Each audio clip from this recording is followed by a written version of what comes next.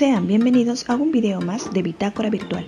Continuaremos trabajando la estrategia Aprendo en Casa dirigida a los estudiantes de tercer y cuarto grado de secundaria curso de Ciencias Sociales. Como sabes, estamos trabajando la experiencia 5 titulada Construimos un país libre de discriminación con una ciudadanía crítica y activa. Y nos habíamos planteado la pregunta en qué medida los cambios ocurridos en el acceso a la educación han ayudado a disminuir la discriminación. Esta pregunta la responderemos en esta sesión, titulada Explicamos los cambios y permanencias en el acceso a la educación. Aquí continuaremos trabajando la competencia Construye interpretaciones históricas. Primero leeremos algunas fuentes de información como esta fuente 1 titulada Las bases sociales, culturales e históricas de la República del Perú. Aquí principalmente se menciona que en la Constitución del año 1823, en su artículo 181, se declaró que la instrucción era una necesidad común y que la República se debía igualmente a todos los individuos. Se dispuso la creación de universidades en las capitales de departamento y escuelas de instrucción en poblaciones más pequeñas, pero lamentablemente esto no fue posible debido a la ausencia de recursos, de elementos humanos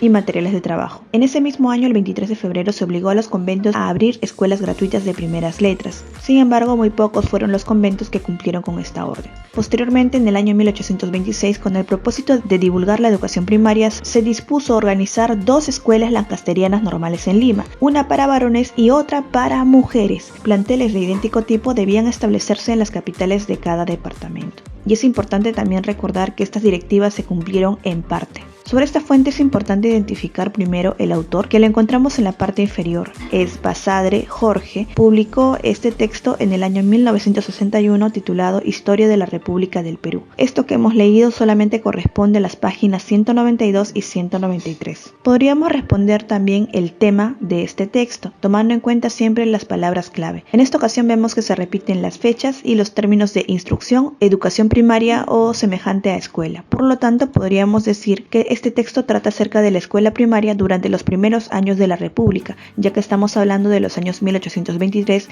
a 1826, los primeros 5 años después de la independencia. Tomando en cuenta que se mencionan varias disposiciones que no fueron llevadas a cabo en su totalidad, podríamos decir que la idea principal es que durante los primeros años de la República se establecieron disposiciones para implementar la escuela primaria, pero algunas no se cumplieron. Ahora leamos la fuente 2 titulada La expansión educativa y la segregación por la calidad. Aquí se menciona precisamente la expansión de la educación básica popular, que se inició durante el gobierno civilista de José Pardo a comienzos del siglo XX. Esto ocurrió por 2 motivos. Primero, gracias al crecimiento económico y también el cambio de percepción sobre la población indígena, ya que dejaron de considerarla una carga pesada y la incluyeron en ese proceso tal y como se había ideado en los primeros años de la República. También aquí se menciona el propósito de la educación indígena de aquellos años. Por medio de esta educación, los indígenas debían convertirse en mano de obra calificada para las distintas industrias, pues se pensaba que solo el trabajo podía salvarlos de la pobreza. Finalmente, en los años 1930 se declaró la gratuidad de la educación primaria en los establecimientos públicos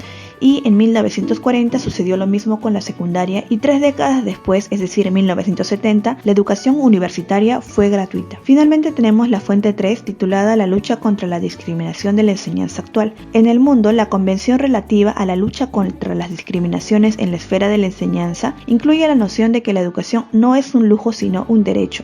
La enseñanza primaria debe ser gratuita y obligatoria, la secundaria generalizada y accesible, y la superior accesible a todos. Se debe garantizar una enseñanza del mismo nivel y condiciones equivalentes en cuanto se refiere a la calidad de enseñanza proporcionada. Estos vendrían a ser los principales logros que se manifiestan actualmente en el mundo. En el Perú tenemos la Ley General de Educación, que menciona aspectos similares como que la educación es un derecho fundamental de la persona y el Estado garantiza ese ejercicio con una educación integral y de calidad. También que la educación es un servicio público. Cuando lo provee el Estado es gratuita en todos sus niveles y modalidades. Entre los principios de la educación que debemos resaltar tenemos la equidad, que garantiza que todos tengamos iguales oportunidades de acceso, y la inclusión, que incorpora a las personas con discapacidad, grupos sociales excluidos, marginados y vulnerables, especialmente en el ámbito rural. Tomando en cuenta las ideas de las 3 fuentes, vamos a desarrollar la actividad. ¿Qué ha cambiado acertado y qué no con relación al acceso a la educación durante las etapas estudiadas en las fuentes? Tomaremos en cuenta tiempos históricos a raíz de la Ilustración, con la independencia en el siglo XX y en la actualidad. Para completar esta sección respecto a la Ilustración es importante considerar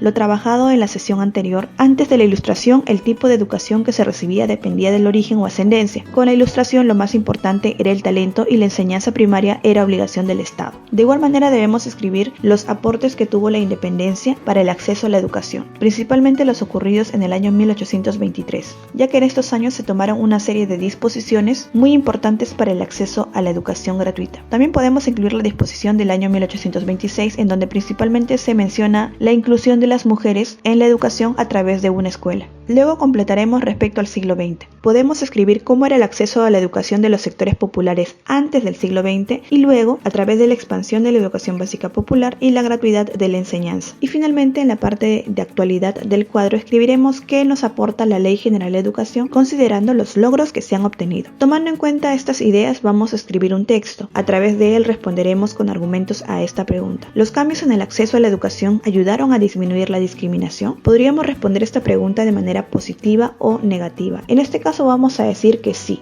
es decir, tendremos una postura a favor. ¿Por qué pensamos que los cambios en el acceso a la educación sí ayudaron a disminuir la discriminación? La primera razón sería que a través de la Ilustración se aprendió a valorar más el talento antes que la ascendencia, color de piel u origen. La segunda razón es que en los primeros años de la República se incluyó a las niñas en la educación, con lo cual podríamos decir que se disminuyó la discriminación de género. También que al expandirse la educación básica en los sectores populares, se les dio mayor importancia y valoración. Tomando en cuenta nuestra postura y argumentos, vamos a escribir el texto. El título será la misma pregunta y he colocado aquí una pequeña introducción antes de nuestra postura. La discriminación o trato desigual hacia una persona o colectividad por motivos raciales, de género, color de piel, etc., es un problema que aún se evidencia en la actualidad y que tiene un origen histórico.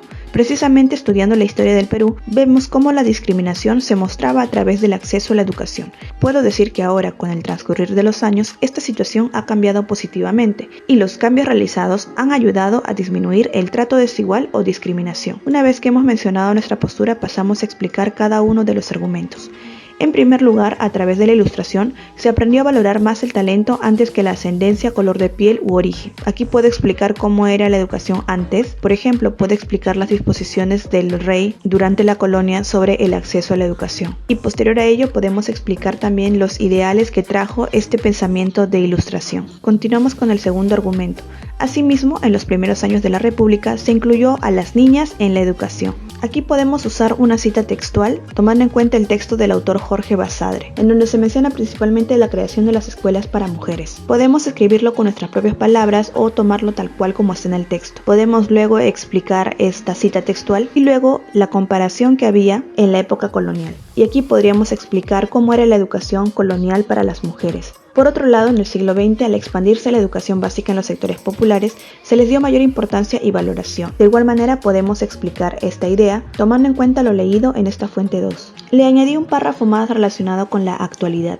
En la actualidad, la UNESCO y la Ley General de Educación coinciden en que la educación debe ser equitativa. Esta última menciona en su artículo 8, puedo copiar parte del artículo 8 que hace relación a la educación equitativa, y eso lo colocamos entre comillas. Luego pasamos a explicar. Terminaremos con una conclusión en donde debemos reiterar nuestra postura. Recuerda que nuestra opinión principal o postura es que los cambios realizados han ayudado a disminuir el trato desigual o discriminación. Y una vez que lo hayas terminado, evalúa tu avance con estos criterios.